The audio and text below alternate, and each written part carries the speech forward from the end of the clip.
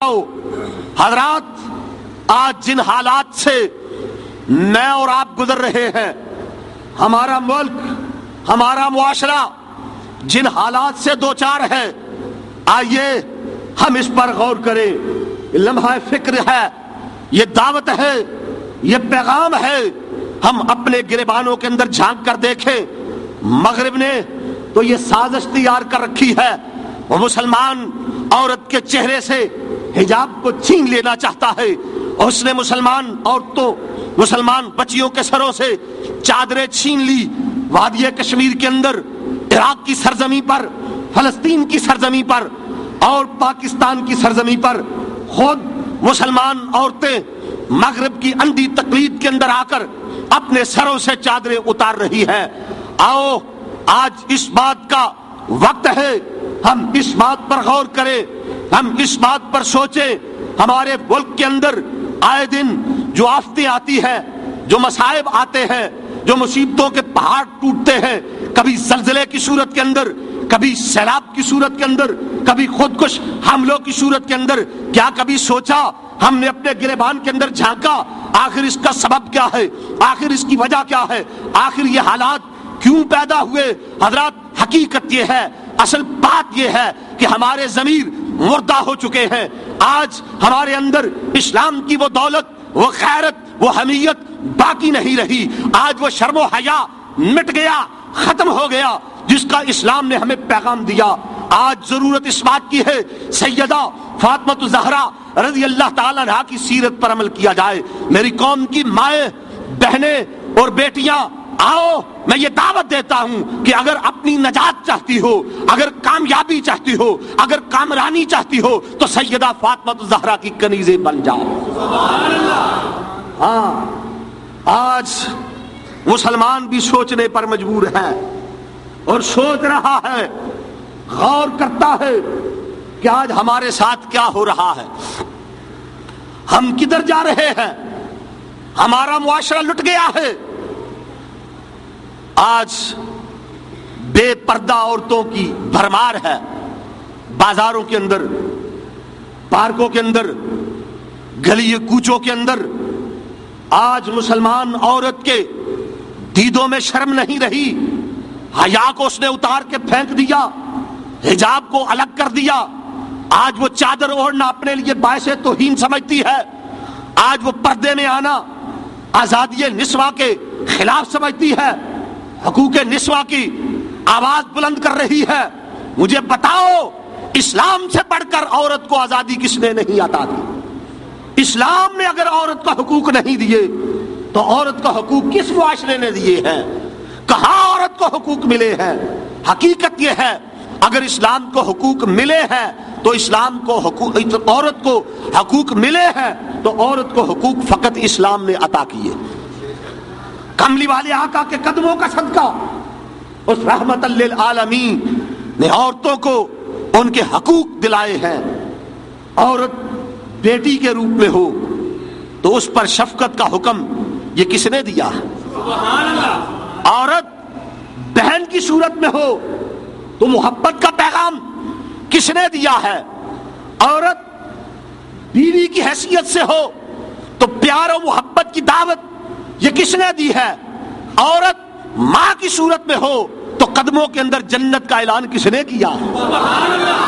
کوئی ہے ایسا معاشرہ، کوئی ہے ایسا مذہب؟ یہ عظمت اور فضیلت اسلام کو حاصل ہے۔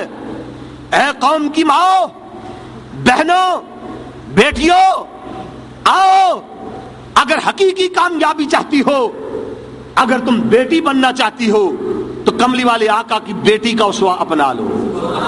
اگر بیوی بننا چاہتی ہو تو مولا علی شیر خدا کی بیوی کا اسوہ حسنہ دیکھ لو۔ اگر مثالی ماں بننا چاہتی ہو تو حسنین کریمین کی ماں کی سیرت کا مطالعہ کر لو۔ مگر افسوس، صد افسوس، آج جس دوراہے پر، بلکہ جس چوراہے پر ہمارا معاشرہ آ کر کھڑا ہو گیا، یہ قابل افسوس، افسوس، صد افسوس ہے۔ کسی شاعر نے کیا خوب بات کہی، درد دل بیان کیا اس نے رو کر کہا ہائے افسوس وہ قوم جو کھیلتی تھی ننگی شمشیروں کے ساتھ، ہائے وہ قوم جو کھیلتی تھی کل ننگی شمشیروں کے ساتھ، ہائے جو ننگی شمشیروں کے ساتھ آج سینما دیکھتی ہے اپنی ہمشیروں کے ساتھ، آج کیبل دیکھتی ہے اپنی ہمشیروں کے ساتھ۔ ہائے افسوس اے مسلمان، تیری غیرت کہاں گئی، تیری غیرت ملی کہاں گئی؟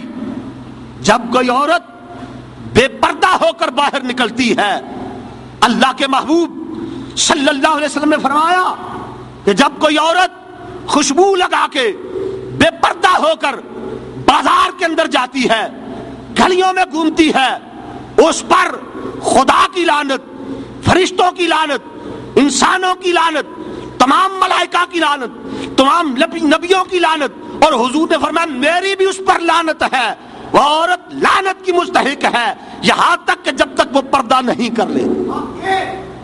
آج سوچئے، غور کیجئے، میں آپ سے سوال کر رہا ہوں، میں آپ سے پوچھتا ہوں، آپ کیوں اپنے گھر میں جا کر یہ دعوت نہیں دیتے؟ کیوں یہ پیغام نہیں دیتے؟